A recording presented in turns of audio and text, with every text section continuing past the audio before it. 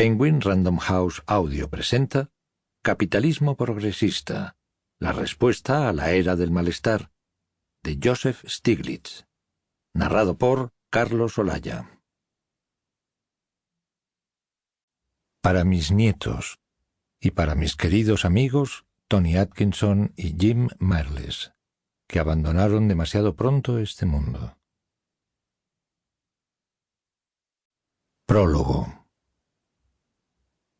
Crecí en la era dorada del capitalismo en Gary, Indiana, una ciudad ubicada a orillas del lago Michigan, en su borde meridional. Pero solo años después descubrí que esa había sido, en efecto, su época dorada. Por entonces no parecía una época tan brillante y sí, en cambio, un periodo en que yo mismo presencié discriminaciones raciales y diversas formas de segregación por doquier, enormes desigualdades, conflictos laborales y recesiones episódicas cuyos efectos era ineludible apreciar en mis compañeros de colegio y en las fachadas de la ciudad. Mi ciudad de origen, industrial por los cuatro costados después de ser fundada en 1906 como emplazamiento de la mayor siderurgia integrada del mundo y bautizada en honor del presidente de U.S. Steel, Elbert Henry Gary, permite seguir la historia de la industrialización y la desindustrialización en Estados Unidos.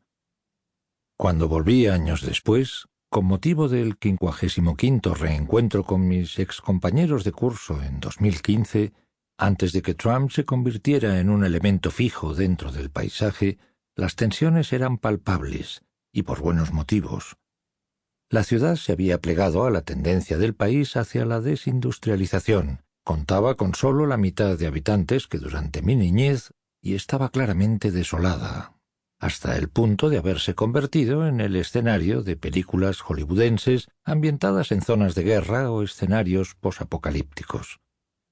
Algunos de mis excompañeros se habían convertido en maestros, unos pocos eran doctores y abogados, y muchos otros desempeñaban cargos administrativos de poca responsabilidad. Pero los relatos más conmovedores fueron los de quienes, después de haberse graduado, abrigaban la esperanza de conseguir un empleo en la siderurgia.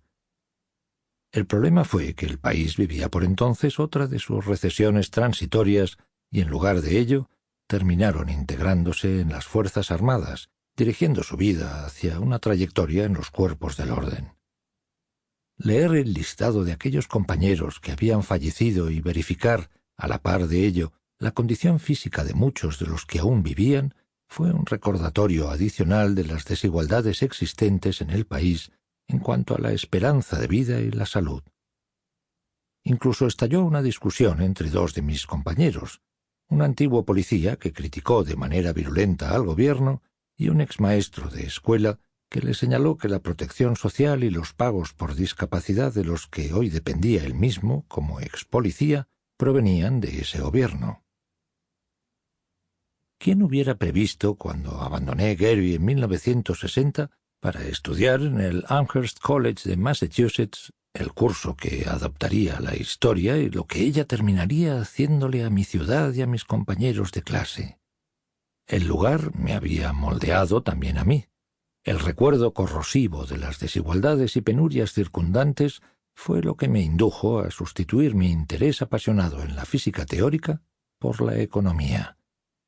Deseaba entender por qué nuestro sistema económico le había fallado a tantas personas y qué podía hacer al respecto.